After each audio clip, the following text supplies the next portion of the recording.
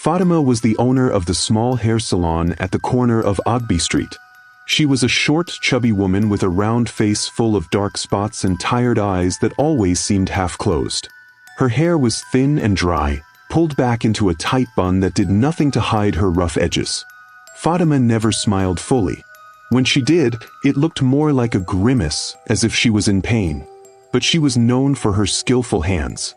Her customers always left her shop looking beautiful, their hair shining and bouncing with every step they took. But Fatima hated them. She hated their smooth skin, their shiny hair, and the way they laughed without a care in the world. She hated how they talked about their weddings, showing off their rings and talking about their perfect fiancés. Fatima never had a wedding. No one ever asked her to marry them. No one even looked at her twice. She spent her days making other women beautiful, while she remained ugly and alone. It wasn't fair. Today, Adeyabi was sitting in her chair. Fatima's eyes followed Adeyabi's reflection in the mirror. Adeyabi's skin was flawless, the color of golden honey. Her eyes sparkled as she laughed, her smile wide and full of perfect white teeth. Her hair was thick and long, flowing down her back like a black waterfall. Adeyabi was beautiful and she knew it. Fatima gripped the comb tightly, her knuckles turning white. She felt the familiar bitterness rising in her chest, burning like hot coal. She swallowed hard, forcing herself to smile. "I can't believe it's just 2 weeks to my wedding," Adeyabi said, her eyes shining with excitement. "I'm so nervous but so happy. Chaik is the best. He treats me like a queen." Fatima's smile wavered, but she quickly recovered. "You're so lucky," she said, trying to keep her voice light. "Chaik is a good man." "Yes, he is."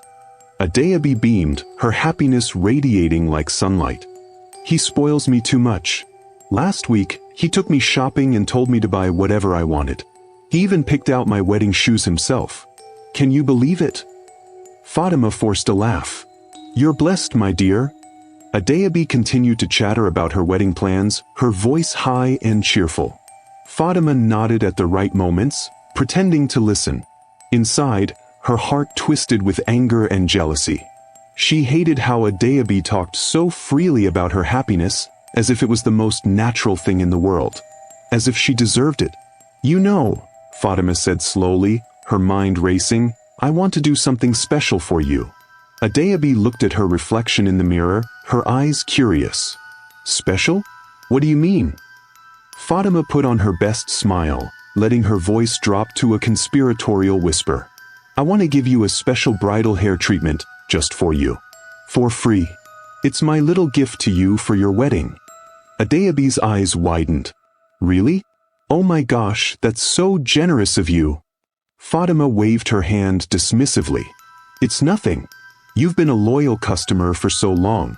I just want you to look your best on your special day." Adeyabi's face lit up with gratitude. "Thank you so much, Auntie Fatima. You're the best." Fatima's smile grew wider, but her eyes remained cold. "We'll do it the day before your wedding. It will make your hair so shiny and beautiful. But we'll do it privately. No distractions. Just you and me." Adeyabi nodded eagerly. "Of course. I trust you completely." Fatima's heart raced with excitement. She could already see it happening in her mind. Adeyabi sitting in her chair, blindfolded, trusting her completely. And then her fingers tingled with anticipation. She could feel the weight of the old bag hidden under her counter. Inside, the snake waited patiently, its body coiled and ready. It was a special snake, one that moved without a sound. Its bite was deadly but slow. It wouldn't kill Adeyabi right away. No, it would take its time, spreading poison slowly through her body, making it look like a sudden illness. No one would ever suspect a thing. Fatima's smile softened as she finished styling Adeyabi's hair. She brushed the long, silky strands with gentle strokes, watching them shine under the fluorescent lights. Adeyabi admired herself in the mirror, turning her head from side to side. "I look so beautiful. You're really the best, Auntie Fatima," Adeyabi gushed, her voice full of admiration. "I can't wait for the special treatment. I'll look like a queen at my wedding." Fatima's fingers tightened around the brush, but her voice was smooth and calm. Yes, you'll look perfect. Just wait and see. Adeobi's phone rang, breaking the moment. She glanced at the screen and smiled. It's Chike. He must be missing me already, she said, her voice dripping with love. She quickly answered, her voice soft and playful. Hello. Yes, I'm just finishing up at the salon. No, I didn't keep you waiting. Okay, see you soon. She ended the call and stood up, smoothing her dress. I have to go, Auntie Fatima. Thank you so much. I can't wait for the special treatment. You're too kind. Fatima's lips curved into a thin smile. Anything for you, my dear. I'll see you soon. As Adeobi walked out of the salon, her long hair bouncing behind her, Fatima's eyes followed her, cold and calculating. She waited until Adeobi was out of sight before she reached under the counter and pulled out the old bag. She ran her fingers over its rough surface, feeling the faint vibrations from within. She opened it slightly, just enough to see the snake's gleaming eyes staring back at her, unblinking. Fatima's smile grew wider, her teeth showing. She whispered softly, her voice low and sweet. Soon, my friend. Very soon. She closed the bag gently and placed it back under the counter, patting it as if it were a sleeping child. Then, she stood up and started cleaning the salon, humming a soft tune under her breath. Her heart felt light, almost happy. She could already picture Adeobi's beautiful face twisted in pain, her shiny hair dulling as the poison took over. Fatima sighed, feeling the bitterness in her chest melt away. Yes, very soon. Adeobi would learn that beauty was nothing but a curse. And Fatima would be there, smiling, to watch her fall. After Adeobi left the salon, Fatima locked the door behind her. She turned the sign to closed and pulled the blinds down over the windows.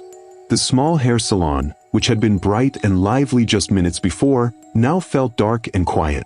The only light came from a dim bulb hanging from the ceiling, casting long shadows on the walls. Fatima moved slowly, her steps quiet on the tiled floor. She walked to the back of the salon, where an old wooden chair sat in the corner. She sat down, her weight making the chair creak. Her hands rested on her lap, but they twitched slightly, her fingers curling and uncurling. She took a deep breath and reached under the counter, pulling out the worn, brown bag. The leather was cracked and faded, its straps held together with old thread. She placed the bag on her lap, her fingers tracing the rough surface. Are you ready, my friend? She whispered, her voice soft and almost kind. She slowly unzipped the bag, the sound sharp in the quiet room. Inside, nestled in dark cloth, lay the snake. Its body was coiled tightly, its black scales smooth and shiny. Its eyes were small and dark, reflecting the dim light. It did not move, but Fatima could feel its warmth through the cloth. The snake was not just an ordinary snake. It was special. It had been given to her by her grandmother many years ago. Fatima could still remember the day clearly, even though she had been just a child. Her grandmother had been a small woman with sharp eyes and a voice like gravel. She had taken Fatima's hand and led her into the forest behind their village. The trees had been tall and dark, their branches twisting like fingers in the sky. Fatima had felt cold, even though the sun was shining. Do you see this? Her grandmother had said, holding the snake in her hands. This is not a normal snake. It carries a curse, a slow poison. It is a gift and a weapon.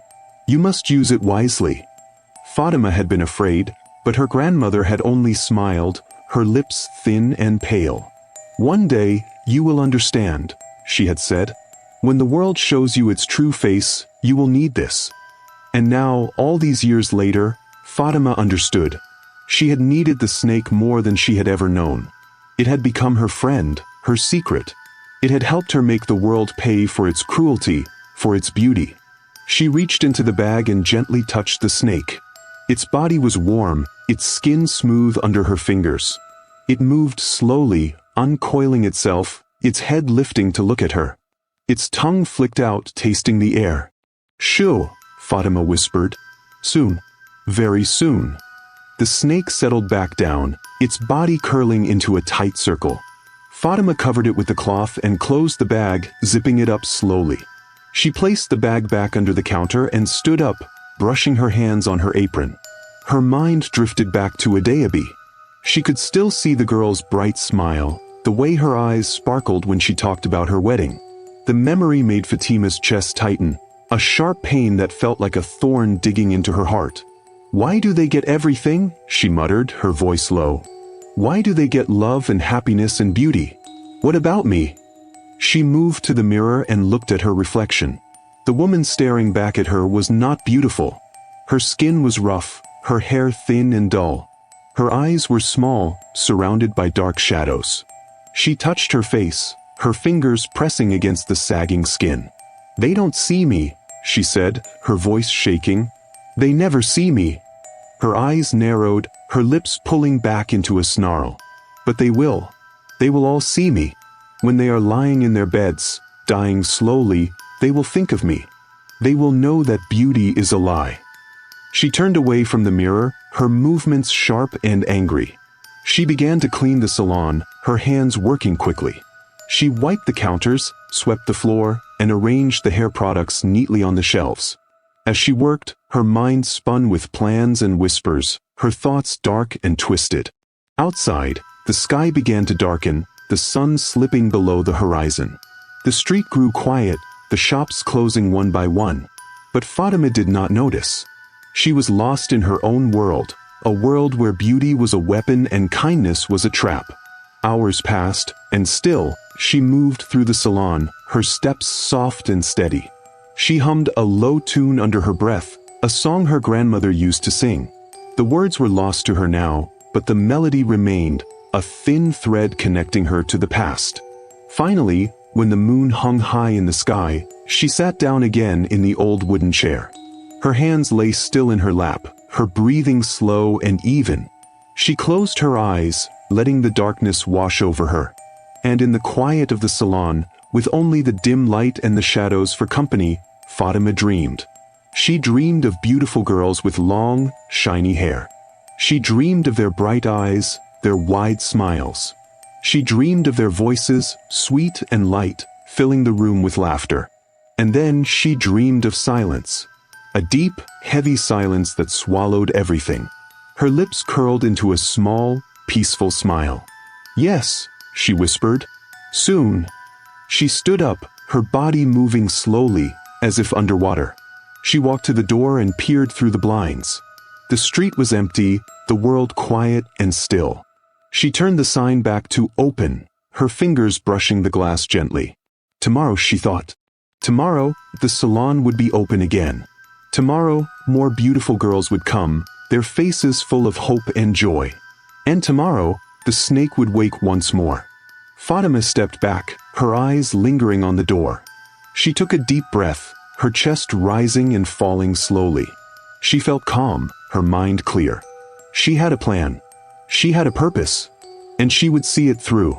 Turning off the lights, she moved through the darkened salon, her steps light and graceful. She reached the back room, where a small bed lay against the wall.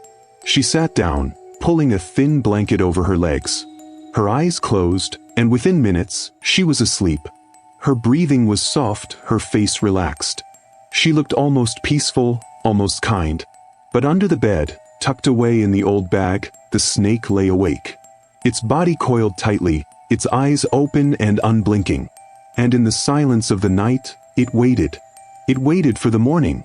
It waited for the next beautiful girl. And it waited for Fatima's call. The sun was bright the next morning, its golden light spilling through the windows of Fatima's salon. She opened the door, the bells above it chiming softly. She wore her usual apron, its pockets filled with combs and clips. Her face was blank, her eyes cold and empty. She swept the floor, wiped the mirrors, and arranged the hair products neatly on the shelves. Everything was in place, clean and perfect, just the way she liked it. She glanced at the old bag under the counter, her fingers itching to touch it, to feel the warm body of the snake inside. But she resisted. Not yet. Not until Adayabi arrived. As if on cue, the door swung open, and Adayabi walked in, her smile bright and cheerful. "Good morning, Auntie Fatima," she sang, her voice full of joy. Fatima forced a smile. "Good morning, my dear. You're right on time." Adayabi's face was glowing with excitement. She was wearing a light pink dress that hugged her slim figure perfectly, her long hair flowing down her back in shiny waves. Her skin looked like polished gold under the sunlight, smooth and flawless. Fatima's chest tightened, her heart twisting with envy. But she kept her face calm, her voice soft and sweet. "Are you ready for your special treatment?" Adeyabi's eyes sparkled. "I've been thinking about it all week. You're too kind, Auntie Fatima. I can't wait to see how beautiful my hair will look." Fatima's lips curved into a thin smile. "You look like a queen," she said softly. "Just sit down and relax. I'll take care of everything." Adeyabi giggled and sat down in the big, comfortable chair, her back straight and her shoulders relaxed. Fatima tied a cape around her neck, her fingers brushing against Adeyabi's smooth skin. It was warm and soft, just like she knew it would be. She ran her hands through Adeyabi's hair, feeling its thickness, its softness. It was perfect, like silk flowing through her fingers. She could feel her chest burning with jealousy, her throat tightening. Why did Adeyabi get to be so beautiful? Why did she get everything? She picked up a comb and started detangling Adeyabi's hair, moving slowly, carefully. "Your hair is so beautiful," she said, her voice low. "So shiny, so soft." Adeyabi laughed, her voice light and happy. "I'm lucky, I guess. My mom always says I got it from my grandmother. She had hair just like mine." Fatima's hands tightened around the comb. "You're very lucky," she whispered. "Not everyone is so blessed." Adeyabi didn't notice the bitterness in Fatima's voice. She was too busy talking about her wedding, her eyes bright with excitement. "I can't wait for the big day. Chaik is going to love my dress. It's so beautiful, just like a princess dress. And the way it flows. Oh, Auntie Fatima, you should see it. I feel like a fairy tale bride." Fatima's smile was tight, her jaw clenched. "I'm sure you'll be the most beautiful bride anyone has ever seen," she said, her voice cold and sharp. Adeyabi's face softened, her eyes dreamy. "I can't believe it's finally happening. I've dreamed about this day my whole life. I'm so happy, Auntie Fatima. So happy."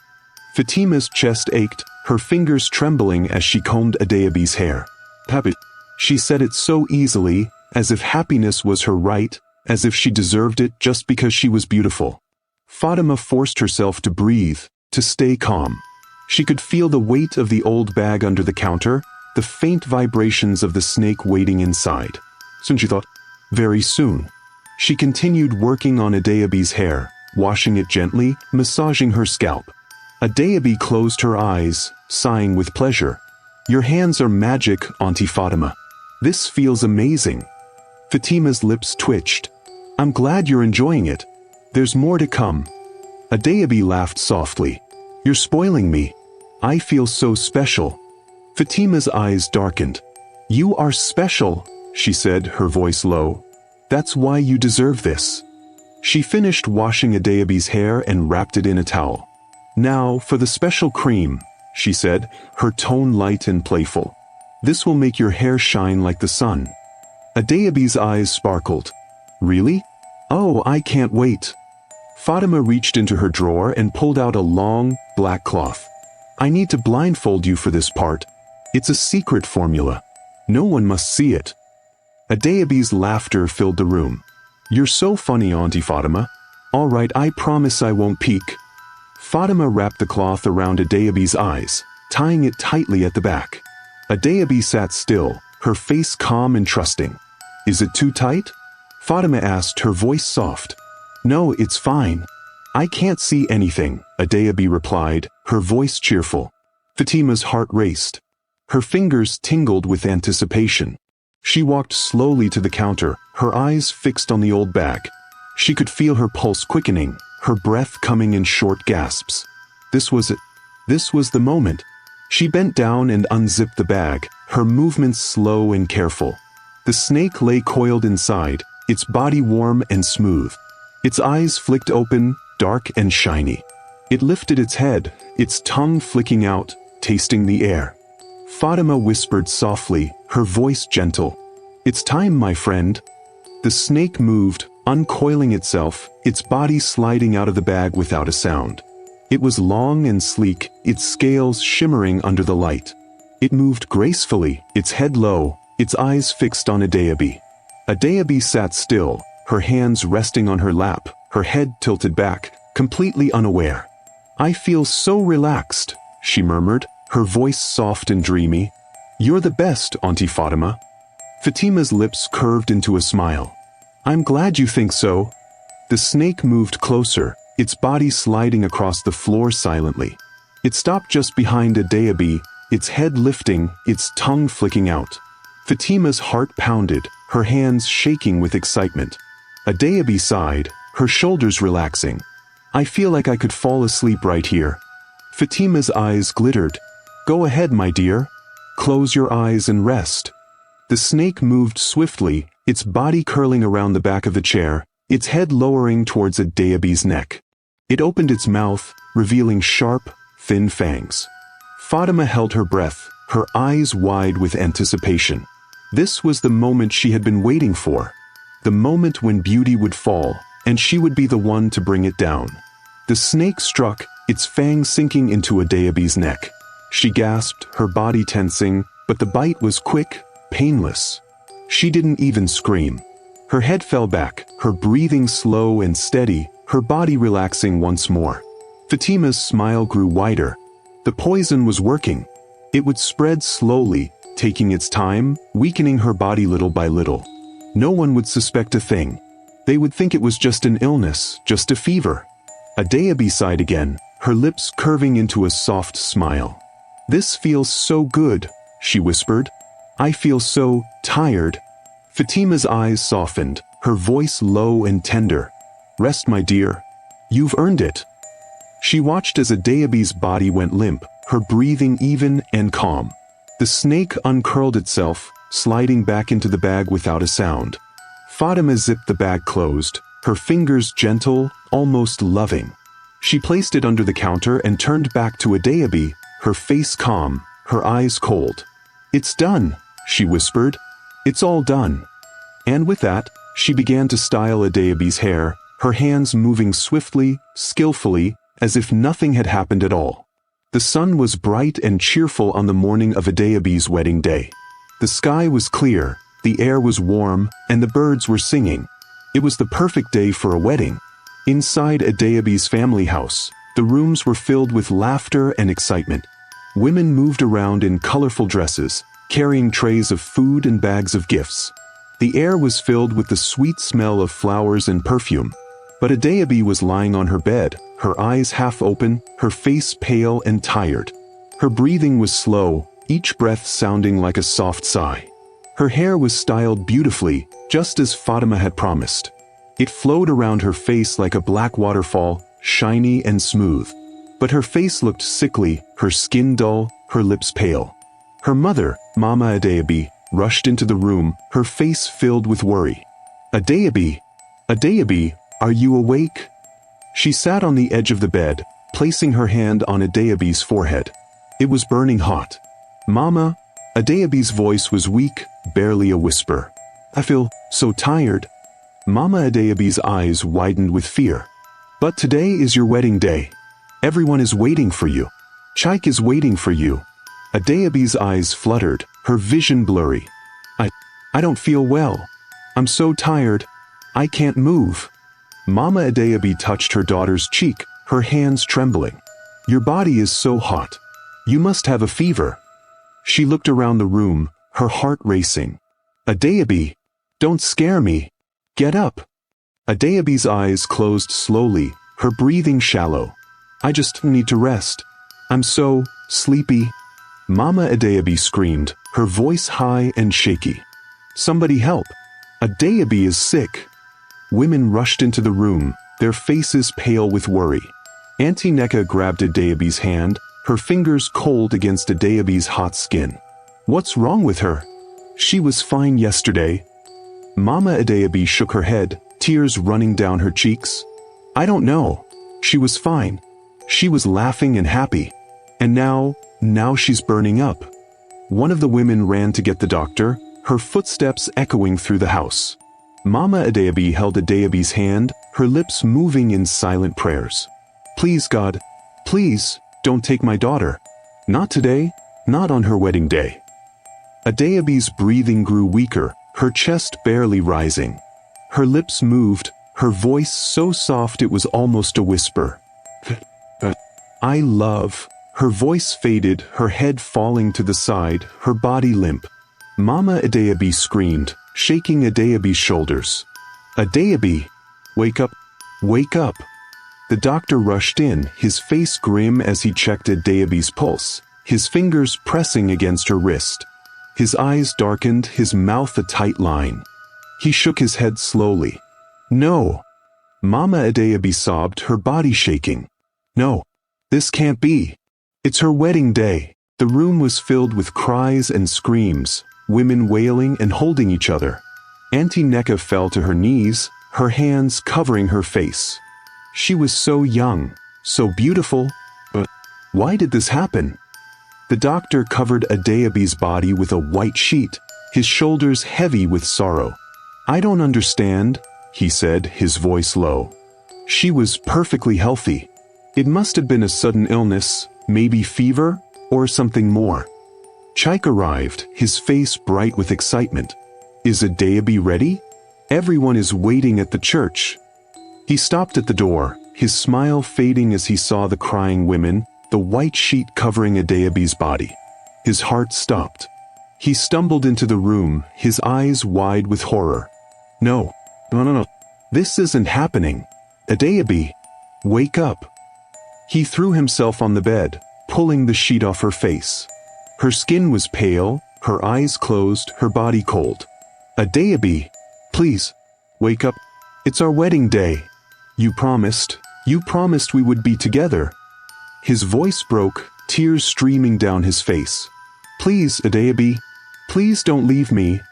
The room was filled with sorrow, the sound of crying echoing through the walls. Outside, the sun continued to shine, the birds continued to sing, completely unaware of the pain inside the house. Fatima stood outside the gate, her eyes cold and empty. She watched the people crying, her lips curling into a thin smile. Perfect, she whispered. Everything went perfectly. She turned and walked away, her steps light and quick. No one noticed her. No one saw the satisfaction in her eyes. No one knew that she was the reason for the sorrow inside the house. She walked back to her salon, her heart light, her mind calm. She opened the door, stepping into the dim room. She locked the door behind her, pulling the blinds down. She moved to the counter and pulled out the old bag, her fingers brushing against its rough surface. She unzipped the bag slowly, her eyes gleaming. The snake lay coiled inside, its body warm, its eyes dark and shiny. It looked up at her, its tongue flicking out. Fatima's voice was low, her words soft and sweet. You did well, my friend. You did very well. The snake's body moved, uncoiling itself, its head lowering. It seemed to understand her, its body relaxing under her touch. Fatima smiled, her fingers stroking its smooth scales. Another one down. Another beautiful girl gone. Another happy bride turned to dust. She leaned closer, her eyes narrowing. They don't deserve happiness. They don't deserve beauty. Not when I have nothing. Not when I am alone. She sat down on the old wooden chair, her hands resting on her lap. Her eyes stared at the wall, her mind drifting back to her own past. She could still see the faces of the girls who laughed at her when she was young, their pretty faces twisted in mockery. She could still hear their voices, sharp and cruel. Fatima, the ugly one. Fatima, the fat one. No one will ever marry you. No one will ever love you. Her chest tightened, her heart burning with old pain. They were wrong, she whispered. I showed them. I showed them all. She looked down at the snake, its body curled comfortably in her lap. And I will show the rest of them. I will show them that beauty is nothing. That happiness is a lie. Her fingers tightened around the snake, her nails digging into its scales. They think they are special. They think they are better than me. But they are nothing. Nothing but weak, foolish girls. She lifted the snake, holding it up to her face. Its eyes met hers, unblinking, cold. Together, we will bring them down. One by one. Until no one is left to laugh. Until no one is left to smile. Her voice dropped to a whisper, her lips curling into a cruel smile. They will all fall. Just like a Dayabe. She placed the snake back into the bag, zipping it up gently. She stood up, her body straight, her shoulders high. She felt powerful, strong. She felt alive. As she turned off the lights and locked the door, her heart was light, her mind at peace. She knew that no one would suspect her. No one would ever know.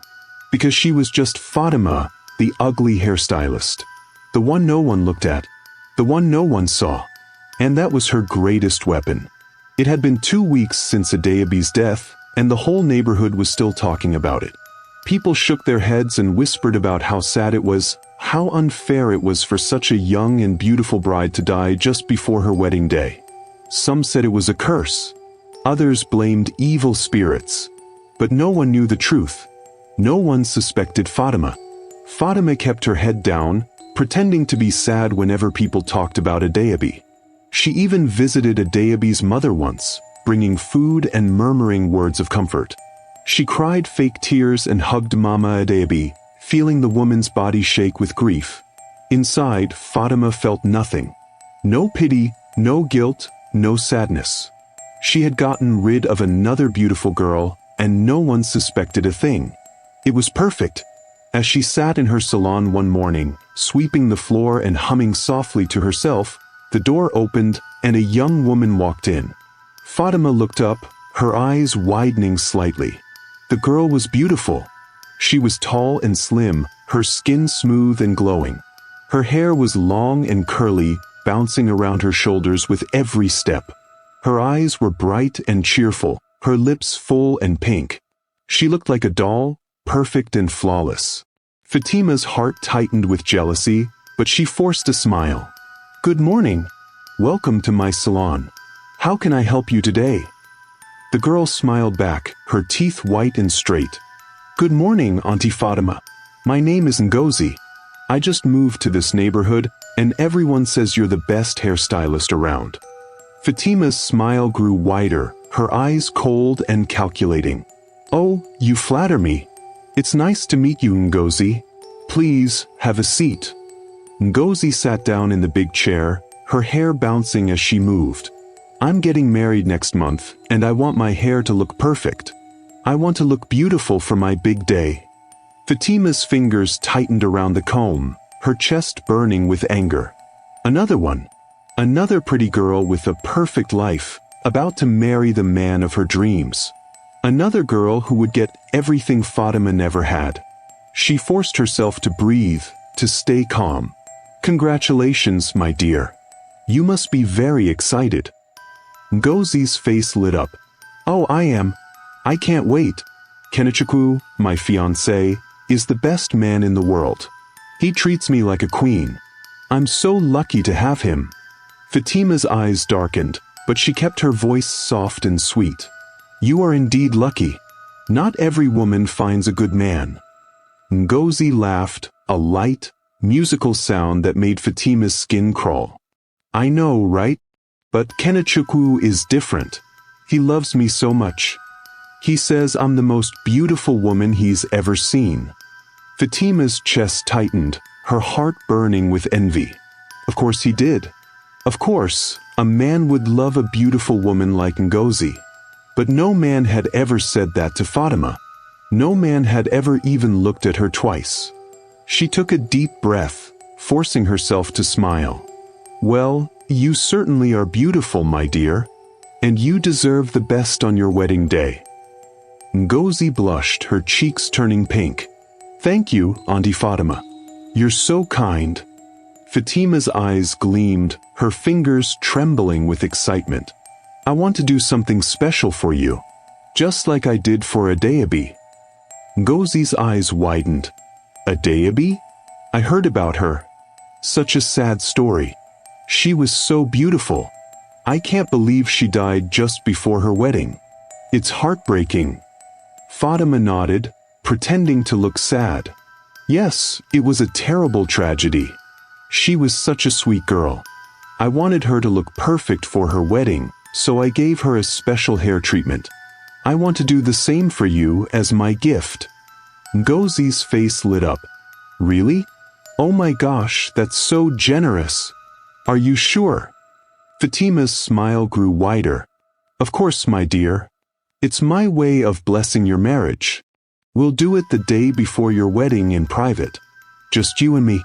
It will make your hair shine like gold."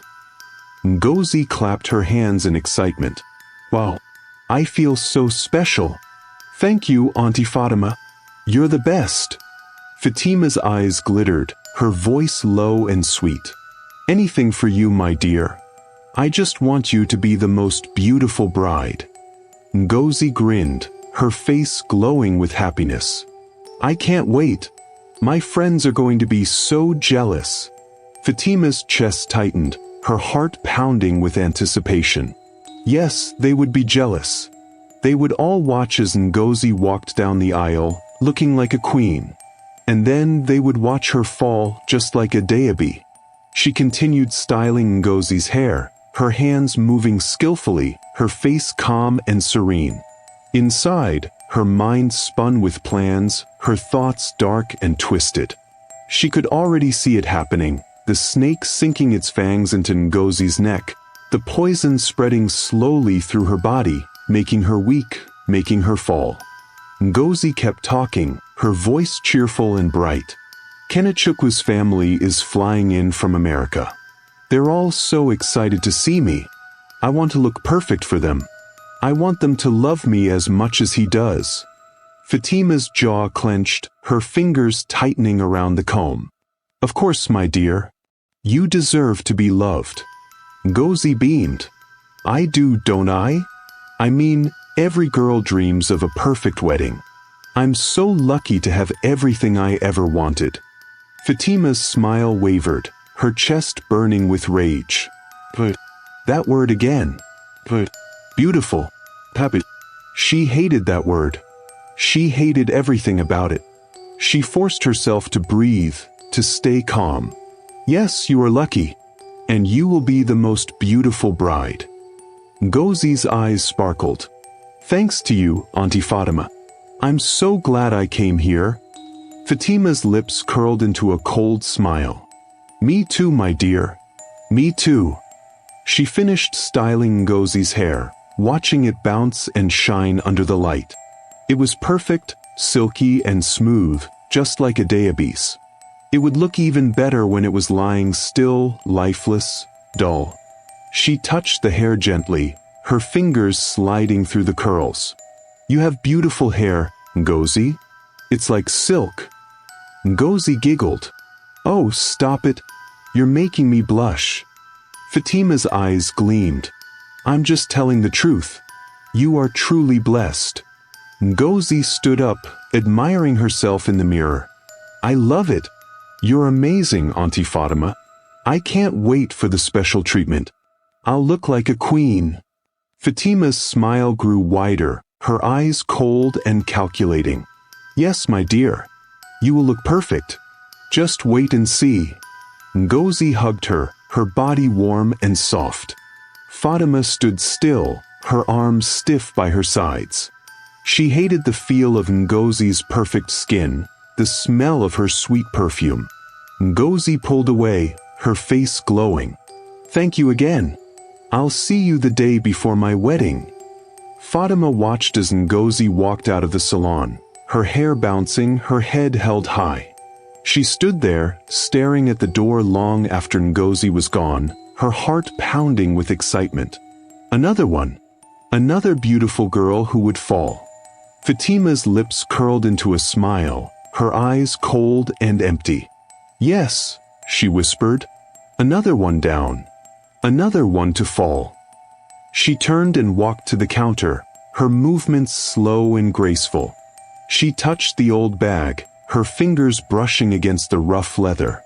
Inside, the snake waited, its body coiled, its eyes dark and shiny. She could feel it moving, feel its power, its hunger. And she knew that very soon it would feed again. Amara sat on her sister's bed, holding Adeobi's wedding dress against her chest. The soft, white fabric was cold in her hands, the lace delicate and beautiful.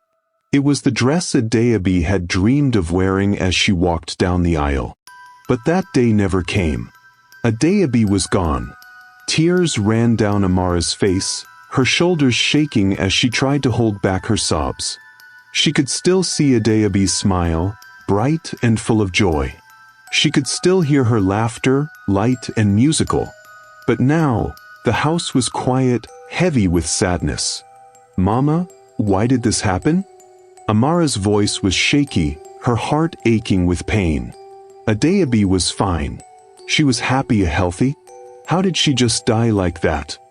Mama Adeobi stood by the window, her face pale, her eyes swollen from crying. "I don't know, my child. I don't understand it either. She was perfectly fine the day before." Her voice broke, and she covered her face with her hands, her body shaking with grief. "God, why did you take my baby? Why?" Amara wiped her tears, her fingers trembling. She was so happy. She was so excited about her wedding. She couldn't stop talking about it. She couldn't wait to marry Chike. Mama Adeobi turned away from the window, her shoulders slumped. They said it was fever, a sudden sickness that took her away. Amara shook her head, her eyebrows knitting together. No, that doesn't make sense. Adeobi was strong. She never got sick. Not like that. Not suddenly, not just like that. Mama Adeobi's eyes were tired, her voice weak. Sometimes things just happen. Maybe it was a curse. Maybe it was fate. Amara's chest tightened, anger rising inside her. No, I don't believe that. Something's wrong. This doesn't feel right. Something happened to her. Mama Adeobi sighed, her shoulders heavy. We have to accept it, Amara. We have to let her rest in peace. Amara shook her head again, her hands clutching the dress tightly. I can't just accept it. I can't just forget about her. I need to know why. I need to know what happened to my sister. She stood up, her eyes burning with determination. I'm going to find out. I'm going to find out what killed Adeobi. Mama Adeobi looked at her, her eyes full of pain. Let it go. Don't open old wounds. Amara's face hardened, her voice firm. I can't. I won't. Not until I know the truth. She turned and walked out of the room, her heart heavy but her mind made up. She wouldn't rest until she knew what had happened to her sister. She wouldn't rest until she found the answers she needed. Maybe it was a curse. Maybe it was fate. Amara's chest tightened, anger rising inside her. No, I don't believe that. Something's wrong. This doesn't feel right. Something happened to her. Mama Adeobi sighed, her shoulders heavy. We have to accept it, Amara. We have to let her rest in peace. Amara shook her head again, her hands clutching the dress tightly. I can't just accept it. I can't just forget about her. I need to know why. I need to know what happened to my sister. She stood up, her eyes burning with determination. I'm going to find out. I'm going to find out what killed Adeobi. Mama Adeobi looked at her, her eyes full of pain. Let it go. Don't open old wounds. Amara's face hardened, her voice firm. I can't. I won't. Not until I know the truth. She turned and walked out of the room, her heart heavy but her mind made up. She wouldn't rest until she knew what had happened to her sister. She wouldn't rest until she found the answers she needed. She walked down the street, her steps fast and steady. She knew exactly where to start. She remembered Adeobi's excitement, her bright eyes when she talked about her free hair treatment. Auntie Fatima is so nice. She's giving me a special hair treatment for free. Just for me, Adeobi had said, her voice full of joy. Amara's jaw tightened. A free hair treatment. A private session, just Adeobi and Fatima. And then, the next day, Adeobi was sick. Her heart raced, suspicion growing inside her. Was it just a coincidence? Or was there something more? She reached Fatima's salon and stood outside, her eyes narrowing as she looked at the door. It was closed, the blinds pulled down. The sign read closed, but Amara could hear movement inside.